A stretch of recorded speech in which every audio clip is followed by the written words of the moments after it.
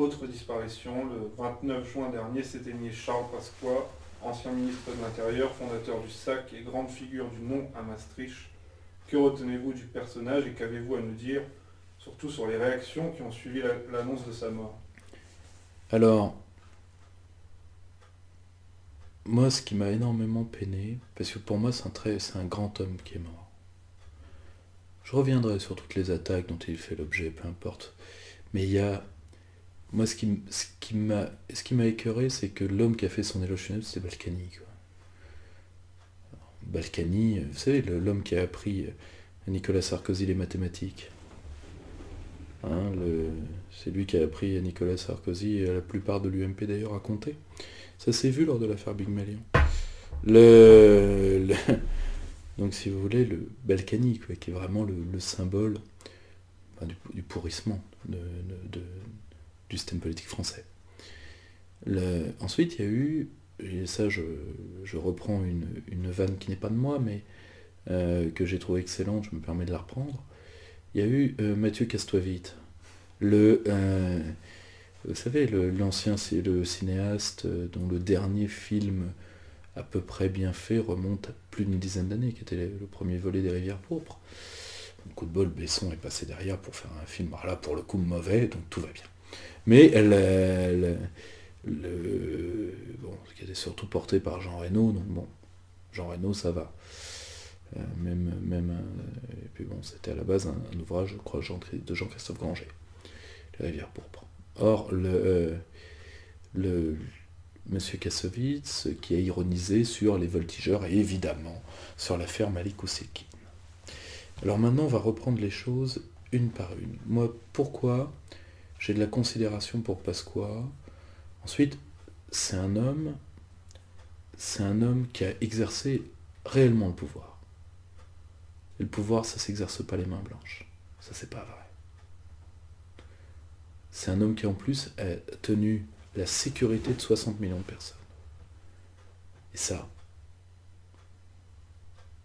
ne prédispose pas à l'angélisme. Or, il est clair que dans un pays démocratique comme la France, et dans tous les pays démocratiques, le terrorisme doit être mis hors la loi. Il n'y a aucune raison, aucun prétexte, aucune excuse à utiliser la violence pour se faire entendre.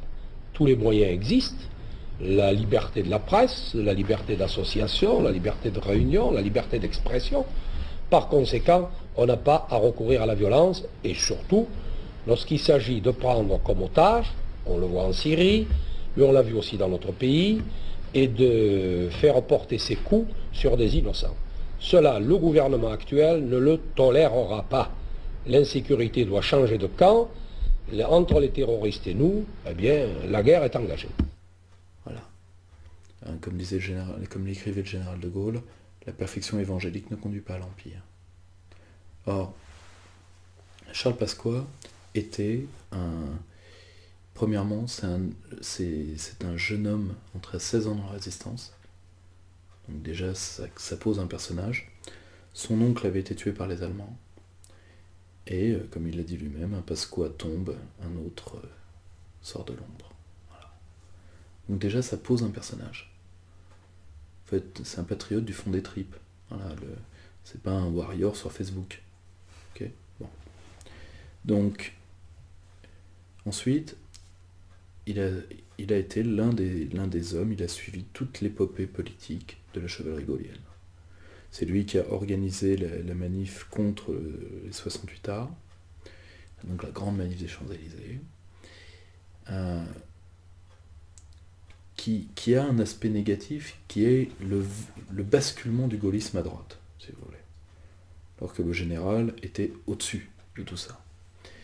Pourquoi? Parce qu'une partie des gaullistes fait une erreur terrible sur mai 68. Ils pensent que c'est les rouges. Et en réalité, pas du tout. C'est une jeunesse américanisée qui fait ça. Et peu importe quelle hurle l'US go home. D'ailleurs, quand messieurs Glucksmann et consorts iront à Cuba pour recevoir, pour se faire mousser après mai 68, ils en seront chassés violemment par Castro, parce que pour Castro, il fallait emmerder tout le monde sauf De Gaulle, parce que pour Castro, De Gaulle était l'un des chefs, était un des seuls chefs européens des non-alignés. Et où toute cette petite bande ira terminer ses vacances? À Miami. Elle n'en est jamais revenue finalement. Or, le grand souci, c'est que Pasqua va créer, en effet, à la base contre l'OAS, le SAC, Service d'Action Civique, qui est... Moi, j'entends des tas de gens hurler le SAC, le SAC. Bon. Alors, il faut savoir deux choses sur le SAC.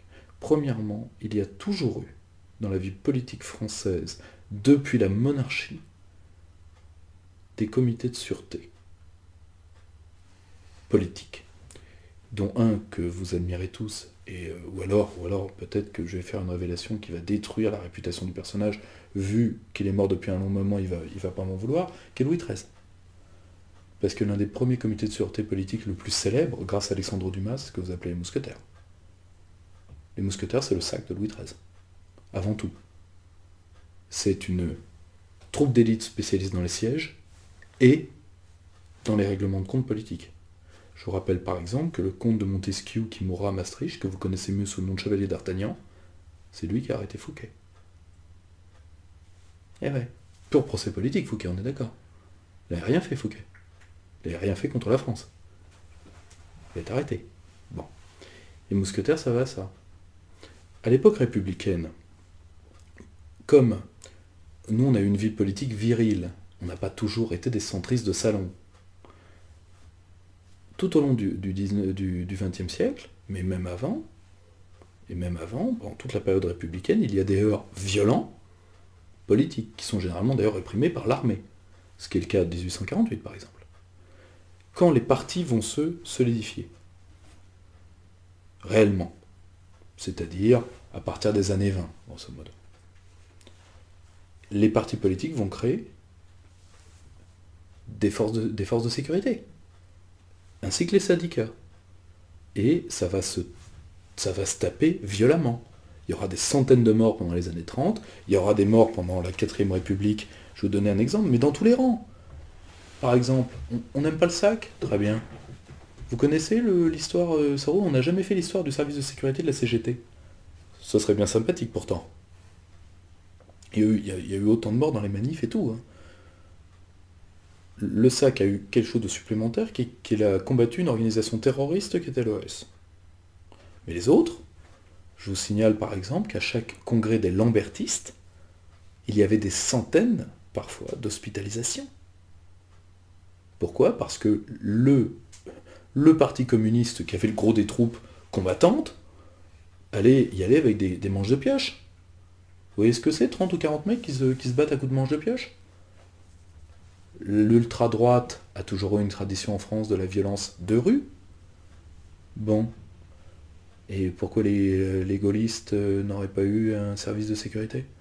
Dont d'ailleurs, pardonnez-moi, qui est certainement celui qui a tapé le moins. Qui a vraiment tapé le moins.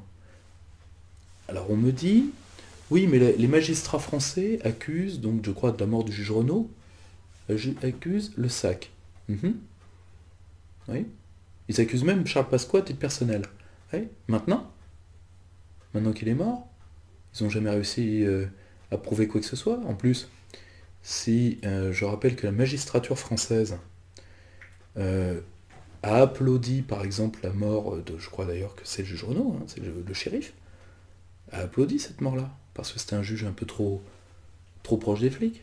À l'époque, la magistrature a sablé champagne à ce niveau-là. Parce que la magistrature française, elle était, à cette époque-là, quelle était la théorie majoritaire de la magistrature française? La défense sociale, elle l'est encore d'ailleurs. C'est-à-dire que le criminel est avant tout une victime de la société. D'accord? Donc, que les magistrats français aient une haine pour quelqu'un comme Charles Pasqua, vu le ministre qu'il a été, vu l'homme qu'il était, vu ce qu'est la magistrature française, je comprends bien, oui. Mais que la magistrature française regarde ce qu'elle est devenue. Parce que c'est quand même, comme d'ailleurs sous l'Ancien Régime, c'est quand même un des corps qui pourrit le plus l'État français. Hein, n'oubliez pas qu'une des causes de la Révolution est le fait que nous ne sommes pas arrivés à faire tomber devant